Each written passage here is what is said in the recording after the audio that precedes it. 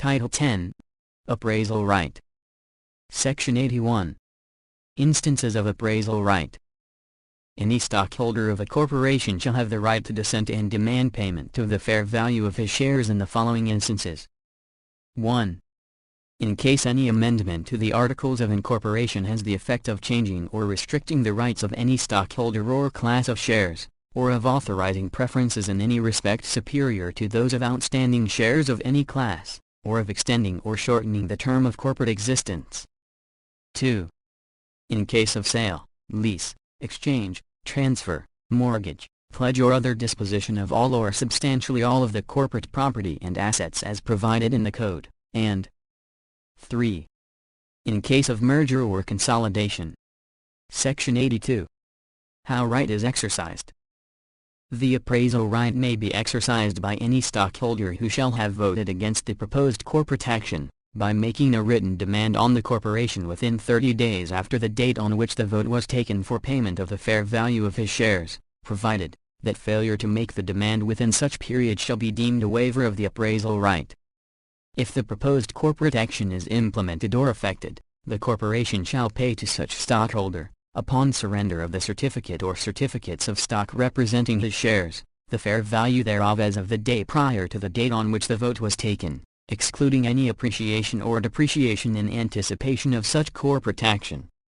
If within a period of 60 days from the date the corporate action was approved by the stockholders, the withdrawing stockholder and the corporation cannot agree on the fair value of the shares, it shall be determined and appraised by 3 disinterested persons, one of whom shall be named by the stockholder, another by the corporation, and the third by the 2 thus chosen. The findings of the majority of the appraisers shall be final, and their award shall be paid by the corporation within 30 days after such award is made, provided that no payment shall be made to any dissenting stockholder unless the corporation has unrestricted retained earnings in its books to cover such payment, and provided, further, that upon payment by the corporation of the agreed or awarded price, the stockholder shall forthwith transfer his shares to the corporation.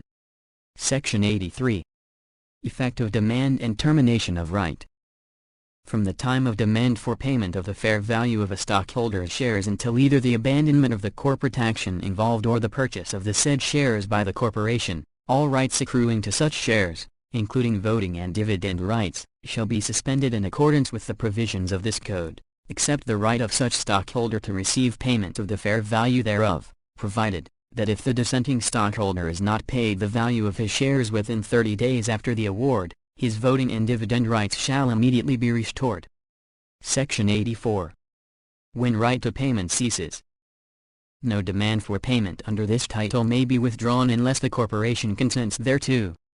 If, however, such demand for payment is withdrawn with the consent of the corporation, or if the proposed corporate action is abandoned or rescinded by the corporation or disapproved by the Securities and Exchange Commission where such approval is necessary, or if the Securities and Exchange Commission determines that such stockholder is not entitled to the appraisal right, then the right of said stockholder to be paid the fair value of his shares shall cease, his status as a stockholder shall thereupon be restored, and all dividend distributions which would have accrued on his shares shall be paid to him.